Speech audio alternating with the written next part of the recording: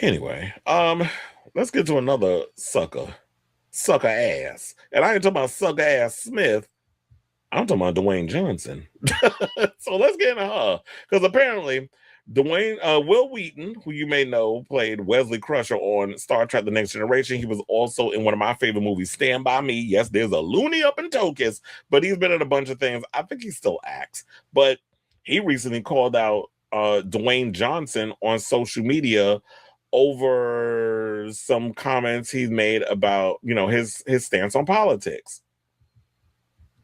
So the Stand By Me actor called out the Jumanji The Next Level star for declining to publicly comment on his political views. Well, we know he's a Republican.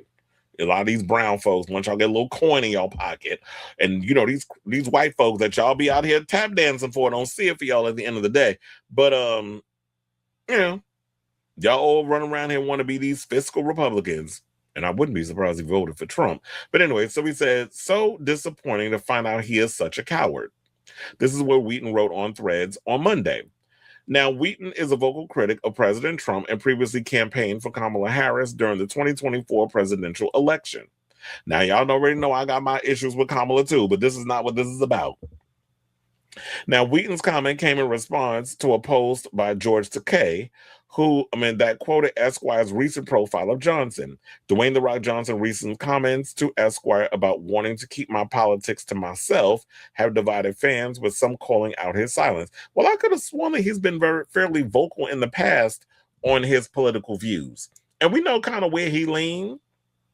And I think because he was saying little things here and there about his politics, is why people kind of turned on him in a way. Because remember, at one point, didn't Dwayne Johnson, now I'm gonna look it up, like what his politics are, if he's actually spoken, because I could have sworn that he's talked about it before.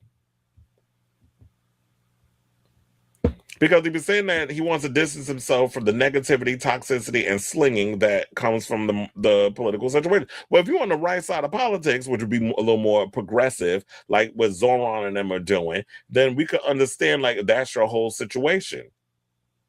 Then we would kind of be in your corner on it.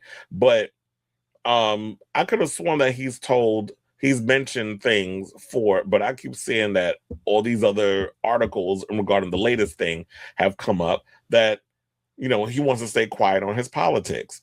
And so he says he did speak at length about why he won't speak at length about politics during his conversation with Esquire last month, after the outlet asked if he intentionally avoids talking about political matters to maximize the audience for his movies. And that's another thing too, because politics is so divisive right now, because we've had the Republican side who have made weaponized politics to the point that it is now a marketing tool, and a lot of people can make so much money from causing a divide in political ideologies or whatever people believe politically, especially on the conservative side, that if you say anything remotely about that, it's sort of like you become an extremist, especially if you teeter on the side of Trump.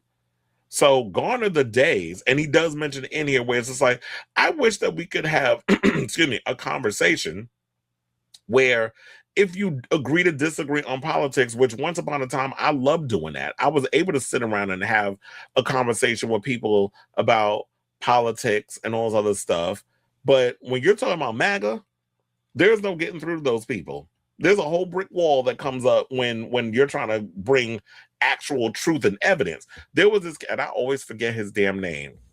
This kid just did a debate with a bunch of Trump supporters on Jubilee, which is if you really want to rip your hair out the root with how stupid people are, watch a Jubilee debate.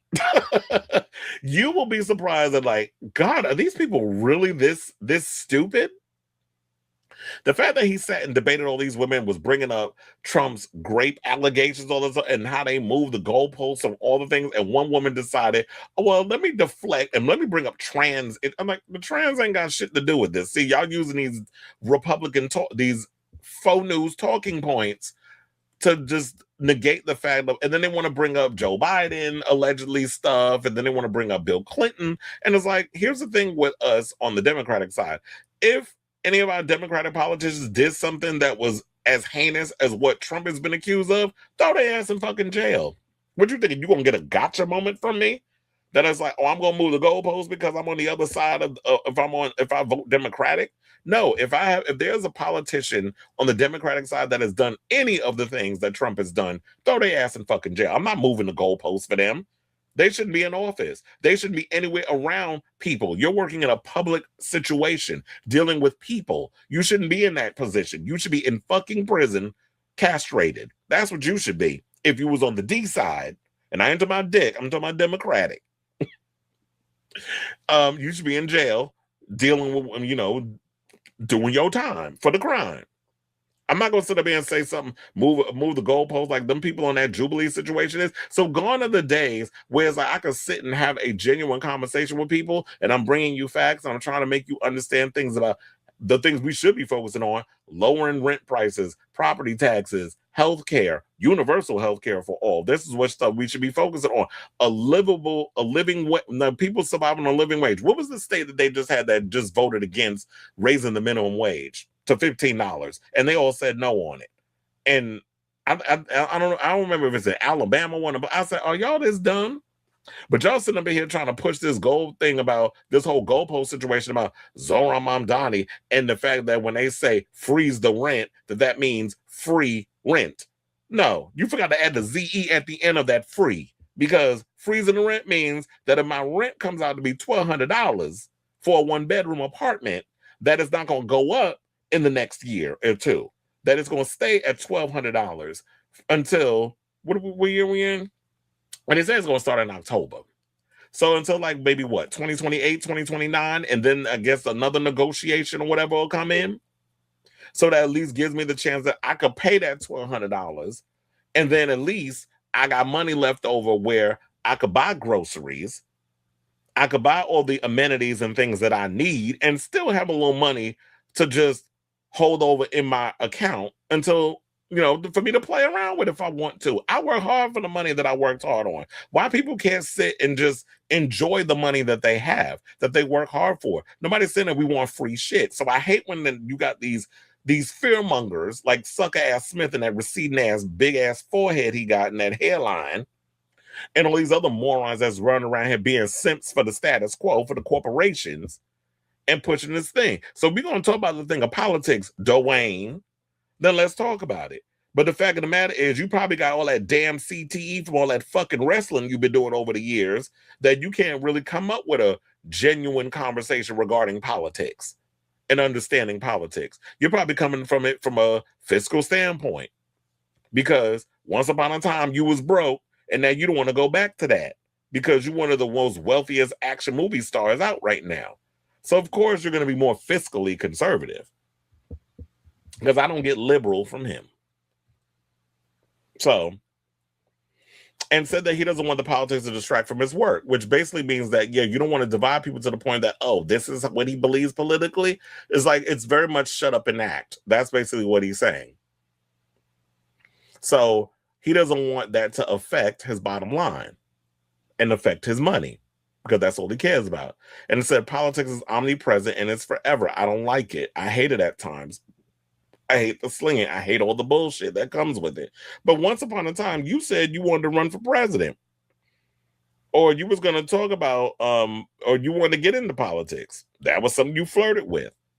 And all this stemmed because of Bruce Springsteen's anti-Trump tour. Well, the recent tour that he did. And I remember with the tour, he was going in. And I was actually gagging over the fact the amount of white people that was standing up in that damn arena, because it was what was it, like 2-3 nights?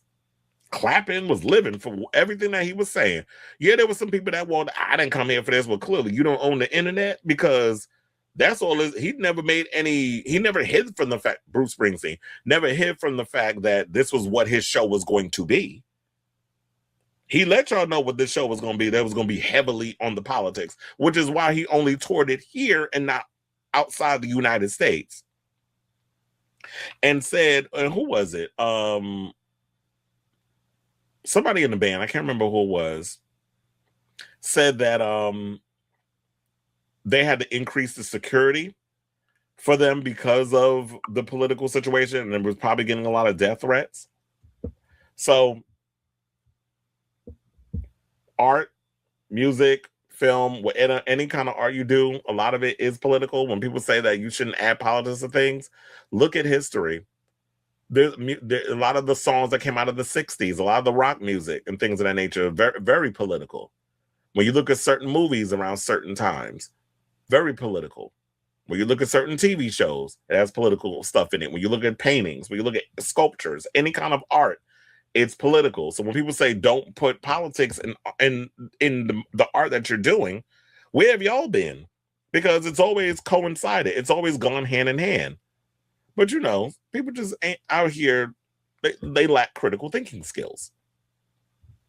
So I said, when I hear you talk about Springsteen, who I love, and this idea that he's speaking directly to Trump in his concerts, my first thought as you were telling me that, in my head, I went, okay, then why don't they talk? They should sit down and talk. I don't know where that goes, but I do know that's an important step. Okay, so I don't know if you've actually met Trump or just watched anything about Trump. Trump don't like constructive criticism. So anybody that says anything remotely of kissing his shitty soiled ass is an enemy to him. He don't like any kind of constructive criticism. So anybody coming in and going, and even people in his party can't tell him nothing.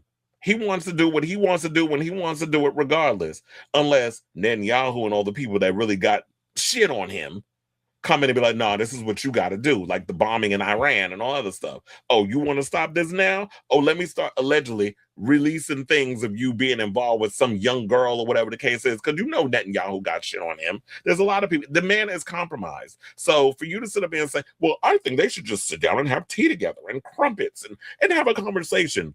You really think that somebody could actually sit in a room and have a genuine conversation with Donald Trump? I know you had to really look at yourself like, did that shit really just come out of my mouth as I was saying it? Come on now. You know damn well that's not even possible based off of what we've seen with Donald Trump on social media, whenever he's in the White House, all that tacky ass fake gold, spray painted gold that he has all up in there and all that stuff. There is no having a real conversation with this man because everything has to be love me, worship me, tell me about my eyes, tell me I don't stink. Like, you know, there's all of that. So when you're dealing with a grade A narcissist and manipulator and a liar, someone who believes in their truth, not the truth, you're not gonna be able to sit down and have a conversation with him. You're gonna rip out your hair at the root before and burn your eyes out with cigarettes before you have a real conversation with Trump's like, you know what, maybe you're right. Maybe I should consider thinking about why, you know, helping the people that actually elected me and having them live a much better life instead of catering to the oligarchs and all the rich folks while the poor continue to struggle out here. And it's about you love the inflation. Oh my God, my brain hurts even just going through this mess with this man. But anyway, I say all this to say, and lay off the steroids, sir. So, what do y'all think of this story? Whatever y'all thoughts, I feel like I said all I need to say in this situation. Child, I'm hot. Let me turn on my fan. After discussing all that foolishness. So yeah, you know, the politics, it gets me going. So I definitely want to hear from y'all. Let me know what your thoughts are respectfully in the comments, because I will cut you out. You try some bullshit in these comments. And I'm not talking about y'all in here right now. I'm talking about the ones that come on later on when I cut up this segment and post it on the social media as a regular segment. So whatever your thoughts are, let me know in the comments down below.